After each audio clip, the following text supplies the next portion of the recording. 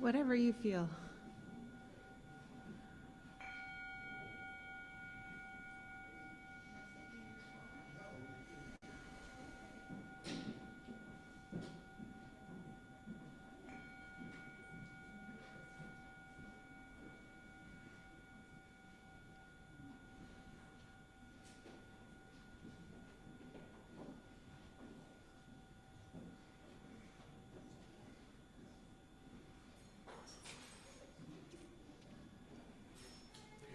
Tots may we.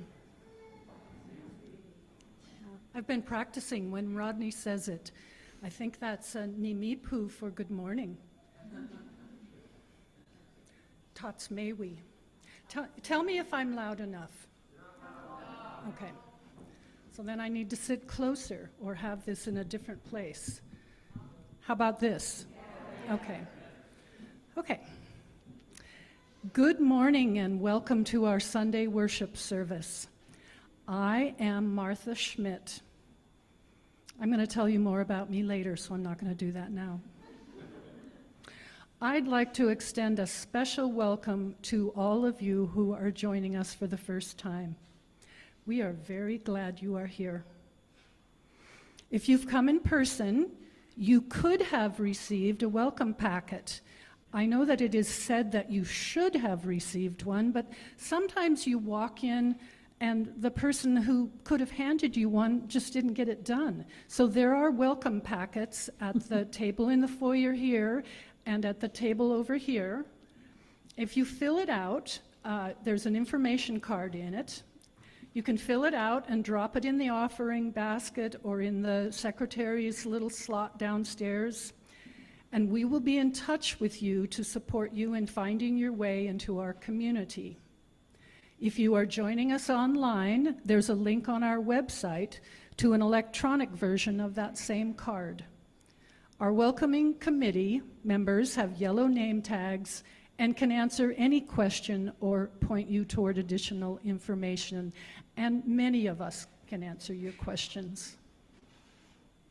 Whether you are new or not, please consider staying for coffee and conversation after the service downstairs in our fellowship hall or in our Zoom room. And now let's say our words of welcome together. Whether this is your first or your 1000th Sunday with us, and whether you strolled, rolled, zoomed, ran, or danced in, we are glad you chose to join us. We are one people of many beliefs, identities, origins, sexualities, and genders. All are welcome here. We will now take a moment to say hello across the technical divide. First, we're going to show the people joining us on Zoom. If you are at home, please turn on your camera. Now, people at home, wave. Now, people who are attending the service in our building, it's our time to wave.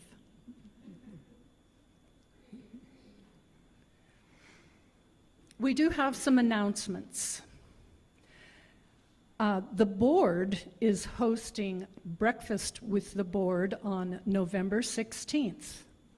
Join your UUCP board directors for breakfast Sunday morning, and that's next Sunday, at 8:45. The board will host the breakfast for all interested church members and prospective members. Board members will be able to provide information about how the board works, current issues, and policies of interest. We also want to hear your questions and discuss what interests you. There will be a play area set up, and children are welcome. And now Nancy has an announcement about Family Promise. My name is Nancy Nelson, and with Michelle Hazen, I think Michelle and I organize you to help shelter homeless families in our church. And we take turns with other churches in Moscow and Pullman, and our turn is coming up. A week from today, we'll be setting up beds and making them comfortable for at least one family and possibly two families that will be staying with us for the week. They will need food, They will need people to keep them company during supper, and they need people to stay overnight during their stay. There's a email that comes to everybody who's on our email sign up, and that will have a link in it with our schedule. If you could look and see if there's something you could do, we would really appreciate it. If you don't get that email and you would like to find out how to sign up, just talk to Michelle or me. Thank you.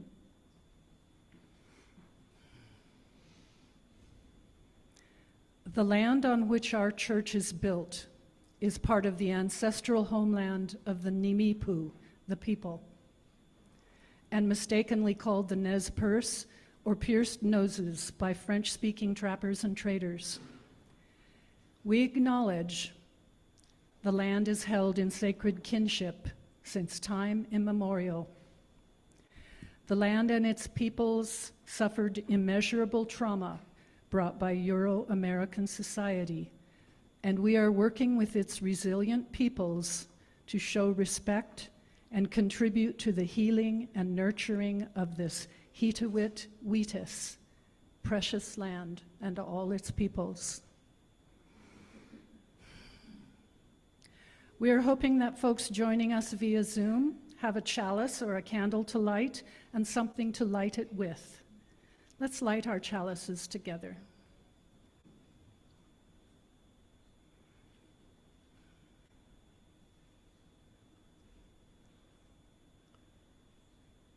In the light of truth and the warmth of love in the bowl, we gather to seek and seek to share.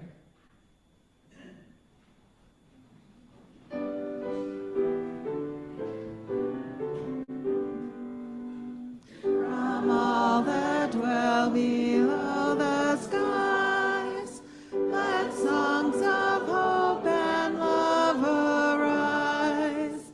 Let beauty, truth, and good be sung in every land by every tongue. Please be seated. Good morning. I am the Reverend Dr. Elizabeth Stevens, and I get to serve this congregation as its minister. I have the best job in the world. Welcome. Now, as Unitarian Universalists, we don't have a creed. We don't have a statement of shared beliefs. What we do have is a statement of shared values. And we actually put that statement in our national bylaws, Article 2 of the bylaws of the Unitarian Universalist Association. I think we may be the only faith that essentially uses its bylaws as a place to put what's essentially scripture. A couple of years ago, after a long, complex, and iterative process, the delegates at General Assembly voted to update the language in Article 2, replacing the 7 principles with 7 values, the ones you see hanging on these banners on our walls, with love at the center. Now, I grew up Unitarian Universalist, and the principles were what I learned about in Sunday school back in the day. And I loved them. I know for many of you, it was reading through the principles that helped you know that this was where you belonged. When I look at the banners and I compare our newly articulated values to the principles and purposes I grew up with, for the most part, I see a direct line from one to the other. Justice and equity, those words were in the second principle. We affirm and promote justice, equity, and compassion in human relations. Interdependence, respect for the interdependent web of all life of which we are a part. Transformation, well, we didn't use exactly that word, but the third principle, with its commitment to spiritual growth, invited personal transformation, while the 5th and 6th principles affirmed our commitment to societal transformation. As for pluralism, after the principles were our sources, where all sources of wisdom were listed. And love was woven through all 7 principles. The outlier, the one value that actually surprised me when I first read the proposed changes, was generosity. I didn't see that coming. I'd learned in seminary that compared to other religious denominations, Unitarian Universalists actually had the second highest average income, but were dead last on the list when it came to congregational giving. Which doesn't make it sound like generosity is one of our core values, does it? And yet, it belongs. It fits. And more than that, it helps us live into the potential of our other values in really beautiful ways. So today, we'll hear the story of how generosity became one of our core shared values, and we'll reflect together on what it means to live out that particular value. Let's begin by singing together hymn number 1000, Morning Has Come.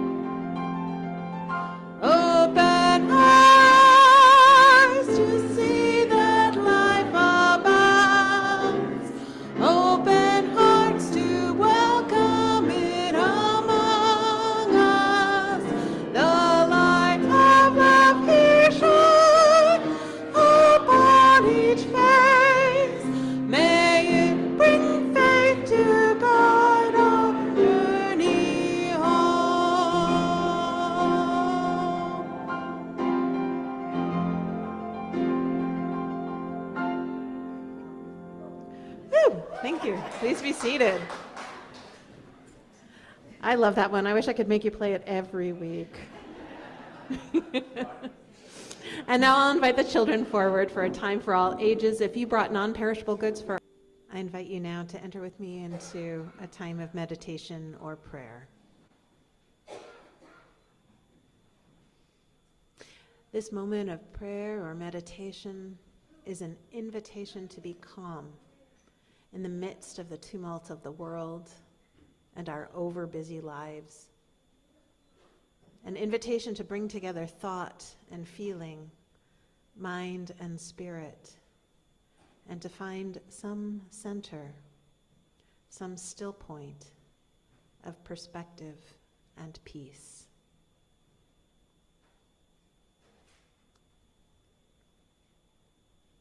Here in this sanctuary, which has been the home for so many secret thoughts and hopes, fears and desires, may we feel free to look at ourselves with true honesty. May we be unafraid to face the decisions we've been trying to avoid, the doubts and questions it's been easier to ignore, the things we've tried to keep hidden, not only from others, but even from ourselves.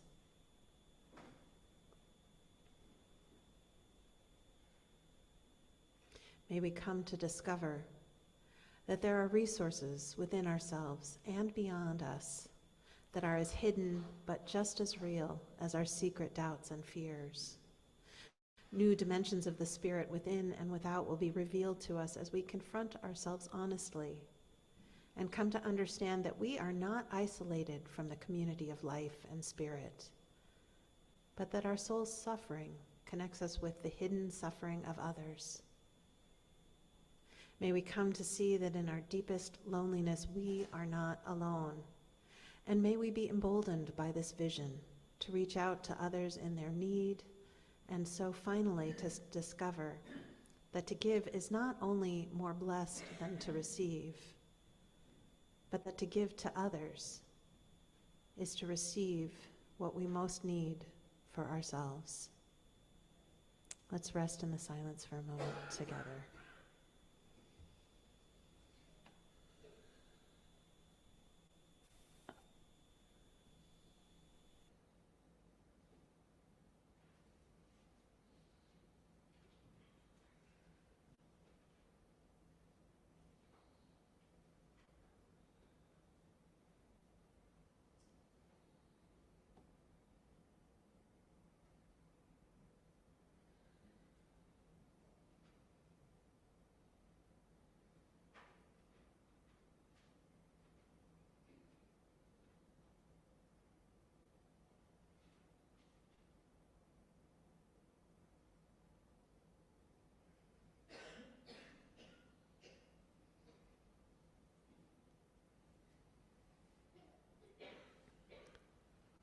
Amen, and blessed be. And now I'll invite the choir forward to offer the gift of song, and I invite the rest of us to offer the gift of glad appreciation.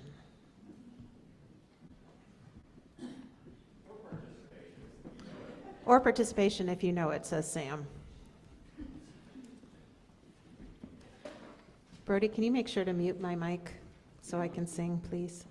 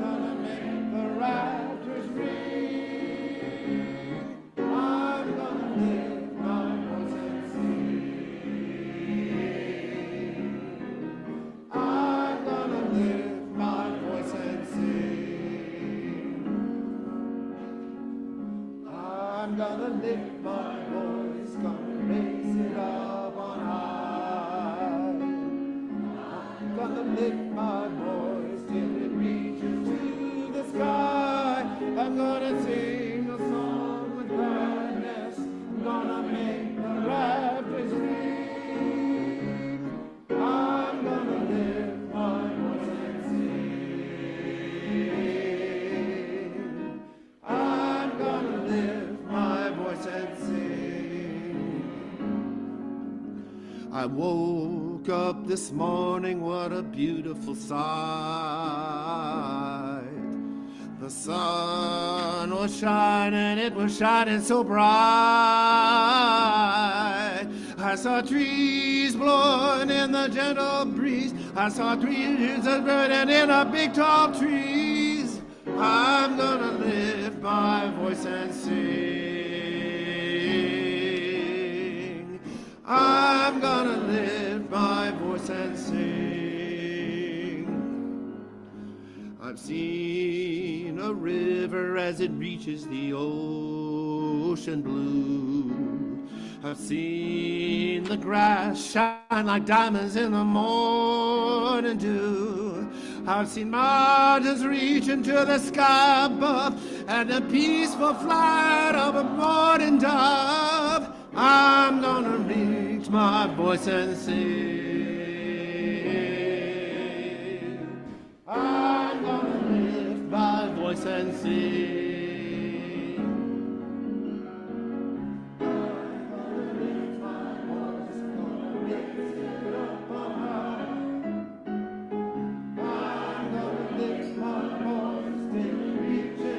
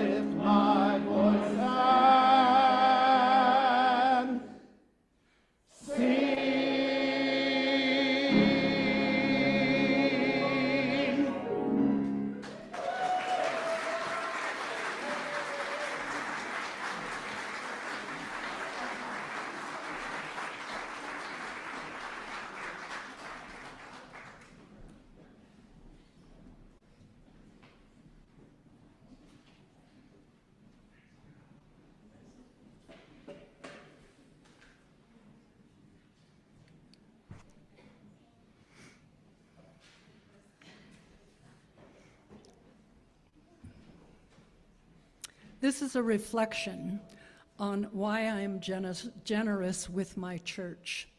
Usually if we ask someone to do a testimonial, we say they only have to speak for 2 minutes, and I get a little more time. My husband and I were invited to come to the UUCP about 30 years ago by some of the first friends we made in this town, John and Ann Norton. They used to come to church regularly. My husband, Dan, and Ann were in a few science classes together at the U of I. And they were two of the top students, and they were naturally very curious about each other. The first time the Nortons invited us to church was to a pledge dinner, which took place in this sanctuary. All the chairs were pushed aside. Tables were then carried up the narrow stairway, set up and filled this room, and then the chairs were pushed back in again. Dishes and tableware were all toted upstairs by the volunteers. Volunteer cooks provided the main dishes, the salads, the breads, the beverages, and of course the wide array of delicious desserts to follow. The sanctuary was decorated, and there was singing or entertainment of some sort. It was a big deal. It was a lot of work for the volunteers, and a lot of fun. We brought our whole family, our 4 kids, and I remember feeling self-conscious that we were taking almost a whole table by ourselves. John and Ann sat at the table with us. There were pledge cards on the table, which John explained to me. This was a new experience for me. I was unfamiliar with the workings of a church. I had no idea that the people of the church, any church, pay for the operation of the church. The salaries of the minister, the secretary, the director of religious education, the employee's medical insurance, the utility bills of the building. We did not make a pledge to the church at this time. But we were intrigued by the church and the accompanying beliefs. And I had said to Dan during his medical training that I wanted to find a church to belong to and to raise our daughters in so they would have the foundation of knowing what they believed in. We began attending this church regularly with our daughters, some of the daughters participating in youth activities, some more than others. They all see themselves today as Unitarians, whether they come to church or not. I believe it was Margaret Dibble who called me on the phone about a year later and asked me to chair the pledge drive dinner. Oh my God.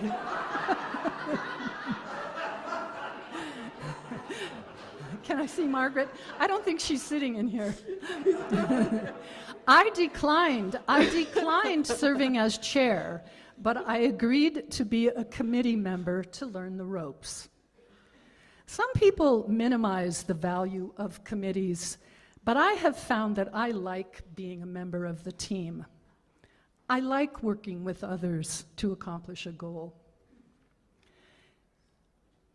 This church has had a long discomfort with talking about money.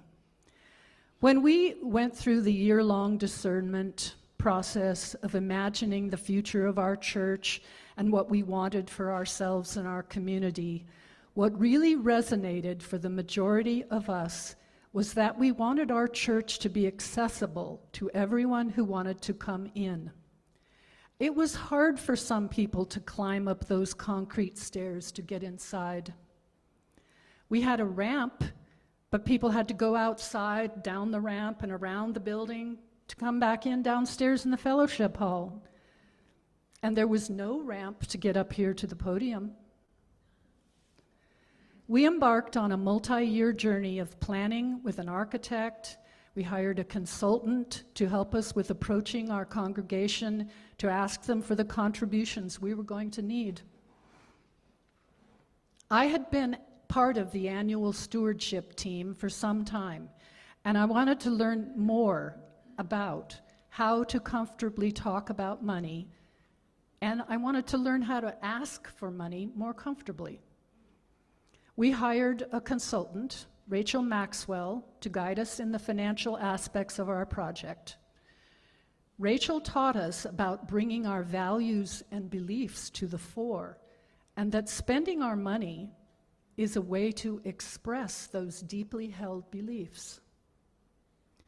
We can look around this building and feel great pride that we raised the money to construct this building where everybody who shares our values is welcome and can come inside. This is the time of year when we ask you to think about what you can do for this church. It is certainly not all about money. It is about generosity. Generosity of time, generosity of talent, generosity of treasures, and generosity of money if you've got it.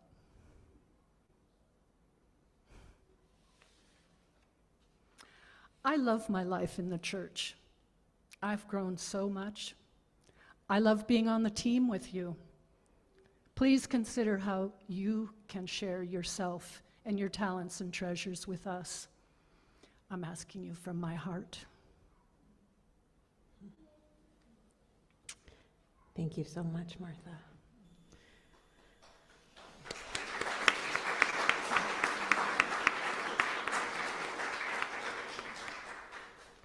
You know, we wouldn't have this building if it weren't for Martha. There were so many moments in the process of the construction when the building committee would start getting nervous about money, and Martha would just calmly and reassure us and say, we've got this. We've got this. And so we just kept moving forward. So thank you. Thank you. And now if we can put up the slide with the video on it. I told you that we'd hear the story about how generosity became part of Article 2. This is Cheryl Walker, who chaired the Article 2 Commission and a dear, dear friend of mine. She was mad at me that I didn't tell her this was going to be aired during worship. She said she would have dressed more professionally. So I don't judge her clothing. That was my fault.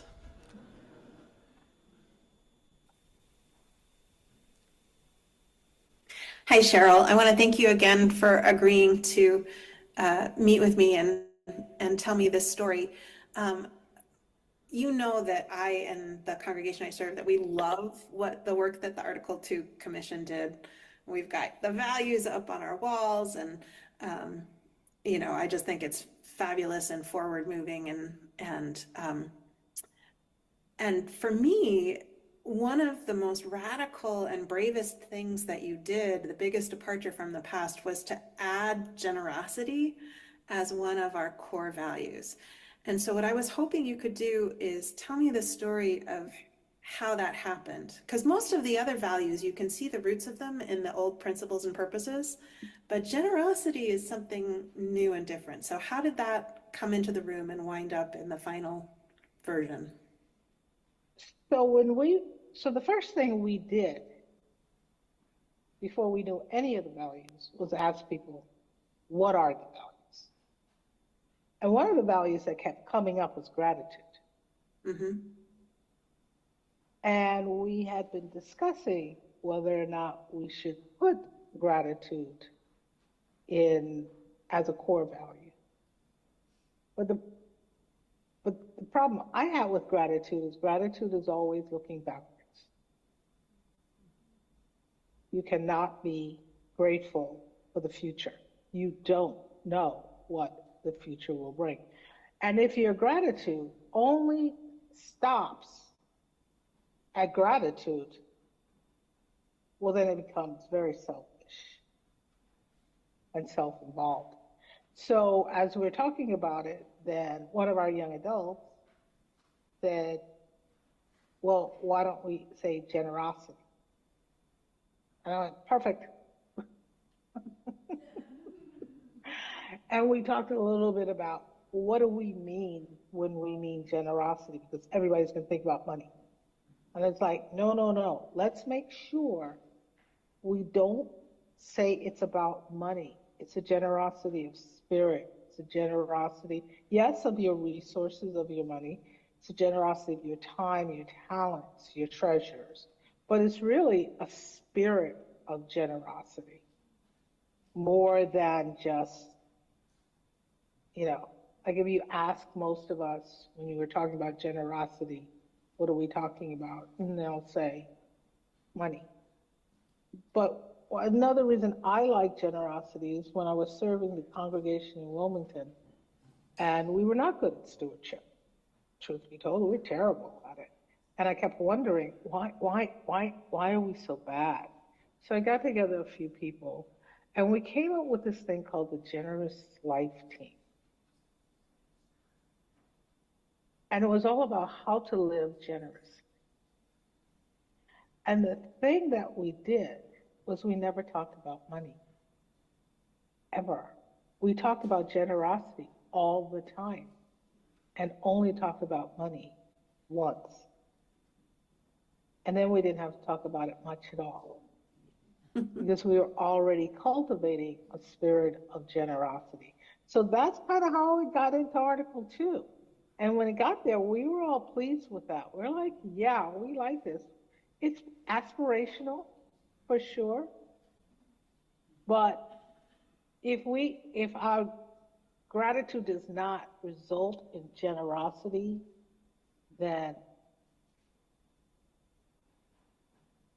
it is of no good. Mm-hmm. Yeah. So tell me more about the Generous Life team. Because that's what we're thinking about too, is what does it mean to have a generous spirit? What does it mean?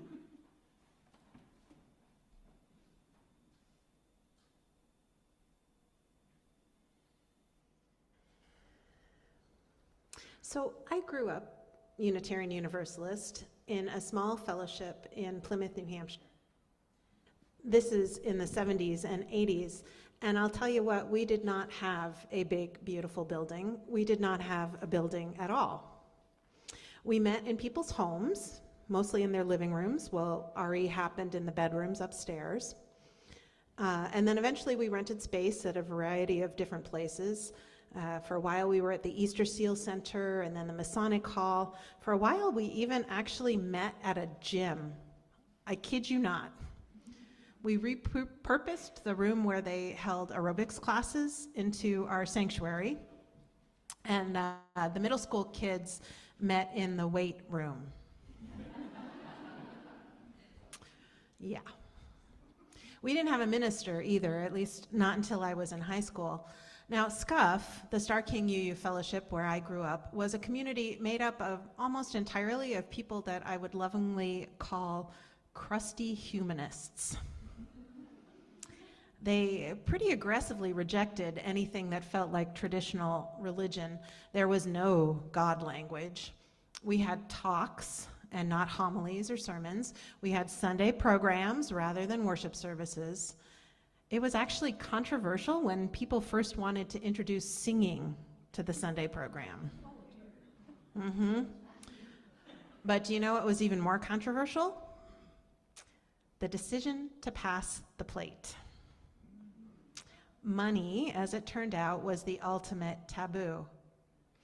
And yet, these were people who loved and lived with a generosity of spirit that, I'm not exaggerating, that saved me.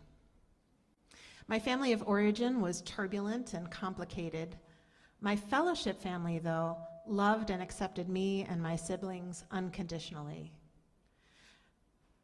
When they asked themselves what they had to give to offer to these children, they asked themselves what they had to give, what they had to offer these children. They welcomed us into their lives. They taught us skills. They shared their passions. They took us hiking. They drove us all over New England on field trips. They told us stories and played games with us. They laughed and cried and shared the fullness of their humanity. Above all, they affirmed our goodness and our worth in ways that all people need in order to thrive, ways that we weren't getting affirmed at home. So if you've ever wondered why I wound up becoming a UU minister, now you know. I wanted to help give other people the chance to be loved with that kind of generosity of spirit that I experienced as a child.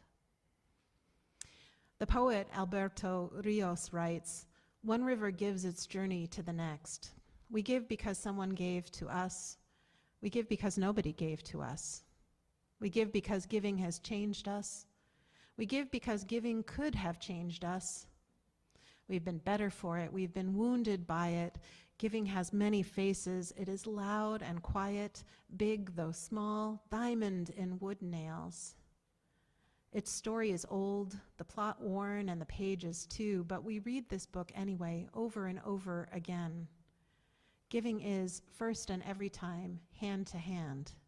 Mine to yours, yours to mine. You gave me blue and I gave you yellow. Together we are simple green. You gave me what you did not have, and I gave you what I had to give. And together we made something greater from the difference." The practice of asking ourselves over and over again, what do I have to give, lies at the heart of living a generous life. And it's a question grounded in love and care. To live a generous life means asking ourselves, what do I have to give to others? What do I have to offer to my community? What can I do to help tend the earth? And importantly, what should I give to myself? In the material realm, of course, some of us can give money. Others of us don't have money to spare, but we give our time. We share our expertise. We can volunteer or just offer to help someone who we can see is overwhelmed or facing a difficult situation. We can give some of our stuff, like in a toy swap, Santa's Workshop style. And there are all kinds of ways the local Buy Nothing groups are helping people look out for one another. Somebody needs diapers, somebody else has extras and drops them off. Someone has way too much squash and is actually able to find takers. But I'd like us to reflect too on what generosity looks like in the interpersonal, intellectual, and spiritual realms. How are we generous in our relationships? How are we generous within ourselves, cultivating a sense of abundance and peace? How are we generous with our thoughts, and how do we grow generous spirits? Relationally, I think generosity looks like giving one another the benefit of the doubt. When someone says or does something that rubs us the wrong way, instead of thinking they are doing that on purpose just to drive me crazy, we might choose to lead with curiosity. What is going on that led them to say that or act in those particular ways? Being generous in our relationship looks like taking responsibility for our own emotional well-being rather than expecting other people to cater to us. I think about this in terms of crafting worship, actually. Every time we ask you all what you find meaningful in our Sunday services, it immediately becomes clear that everyone has their own favorite moments. Most people have parts they don't love or even hate. But approaching worship with generosity means everyone accepts that not every element of every service is going to land with every person. And the parts that don't land for one person might be really important to someone else. When it comes to cultivating generosity within ourselves in the landscape of our own inner world, for me, a lot comes down to one word: enough. I am enough, I have enough, I care enough, I do enough. There's a voice inside me that my friend Dana calls my inner Puritan, who likes to insist always that I should be doing more, working harder, exercising more, giving more. And it's not a generous voice. That is not a generous voice. Does anyone else have an inner Puritan? It's not just me. Okay, good, right. So it's not a generous voice, because when we push ourselves beyond our limits, we edge our way into burnout, and then we're no good to anyone. It may be that generosity toward ourselves is the foundational practice that allows all other forms of generosity to flourish. Intellectual generosity resonates with one of the other values on our wall: pluralism. Well, I know plenty of people who are generous with their expertise. there's always a danger there of sliding into a sense of superiority. True intellectual generosity holds humility at the center. I'm less interested in sharing what I think I know than I am in learning what makes you tick, what you see that might not be as obvious to me. It's less about giving knowledge and more about making space, making room for other people's voices, stories, and opinions. Now, there's currently a lot of chatter out on the interwebs about mansplaining. This is when a man explains something in a condescending way to a person who actually has more expertise in that particular subject than he does. And the manosphere, in the past month or two, has been rigorously defending itself, saying that mansplaining is actually just a male attempt to connect. The argument is basically, this is how we connect. We connect by solving problems. So when we tell you what we think you should do, it's just a bid for connection. You should cut us more slack. Now, I'm definitely in favor of being very, very generous when it comes to slack. But I will say this. In my 25 plus years of offering pastoral care, I've had to learn over and over again that giving advice rarely, if ever, winds up to be helpful. Encouraging and supporting people in tapping into their own wisdom, helping them find the solutions that will work for them, that's another story. Each of us is the expert in our own life. And respecting that means treading very lightly when it comes to advice. Intellectual generosity looks like reflecting back what we see and hear without inserting judgment or our own opinions. In this way, we're able to accompany one another through challenging situations without taking away anyone's sense of agency or autonomy. Spiritual generosity for me comes down to two things: cultivating a sense of mutuality and hanging on to hope. When I believe with Martin Luther King Jr. that we are caught in an inescapable network of mutuality, tied in a single garment of destiny, then my actions flow freely in a way that serves the greater good rather than my own narrow interests. Hoarding food while allowing others to go hungry creates a moral injury in the hoarder, whether they realize it or not. We know this is not how it's supposed to work. As for hanging on to hope, we can choose to maintain a generous, positive assessment of human nature. We can choose to believe that the future can and must unfold in ways that are beautiful and good. We can choose to believe that the story's still being written, that there might still be a possibility for a happier ending. Being generous isn't always easy. I want to tell my inner Puritan, I have to work hard at this, give me some credit. But in a historical moment, when unfettered greed is destroying lives, our democracy, and the planet, choosing to remain generous may be the most important act of resistance we can offer. It's not easy, but it is simple. In every moment, in every decision, we ask ourselves, what do I want to give? What is love inviting me to offer up? What is in me wanting to be set free? These are questions to journey with, gently and with love. I want to thank you for being on this journey and holding these questions with me. I want to thank you for being such generous people. I know these are hard times, but I have a deep and profound faith that means I can give you this piece of reassurance with integrity and faith. All will be well. We will find our way through together. So be it, and so may it be. And let's sing now hymn number 121, Love Will Guide Us.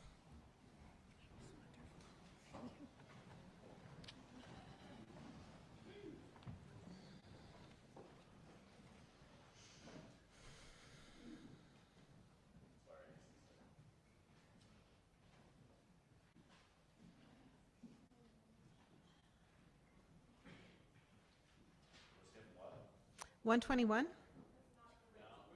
No. Oops. Oops. Well, yeah, but he can't play it. It's like, I want to say it's like you go back and forth between 4 chords. Hold on. Googling. 131, okay.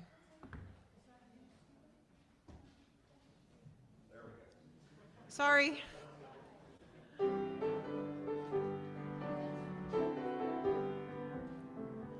Love will guide us, peace has tried us, hope inside us will lead the way on the road from greed to giving. Love will guide us through the hard night. If you cannot sing like angels, if you cannot speak before thousands, you can give from deep within you and change the world with your love. Love will guide us, peace has tried us, hope inside us will lead the way on the road from greed to giving. Love will guide us through the hard night. Our closing reading is short if you're feeling like you can stay on your feet. In the End, It Won't Matter by John Morgan. In the end, it won't matter how much we have, but how generously we have given. It won't matter how much we know, but rather how well we live. And it won't matter how much we believe, but how deeply we love.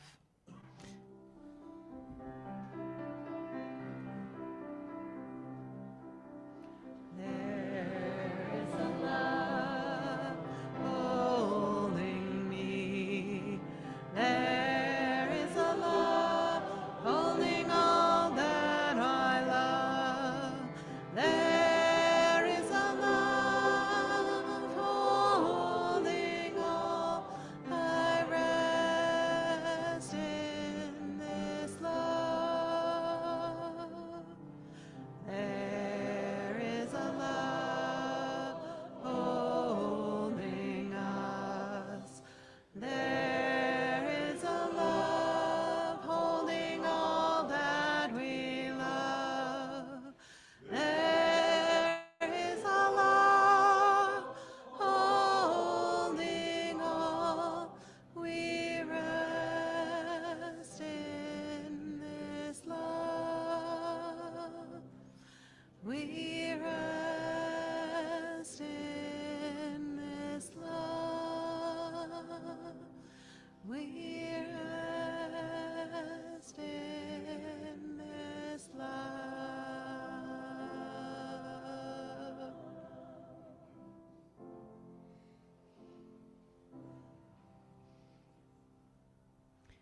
Please join me in the words to embody our chalice flame.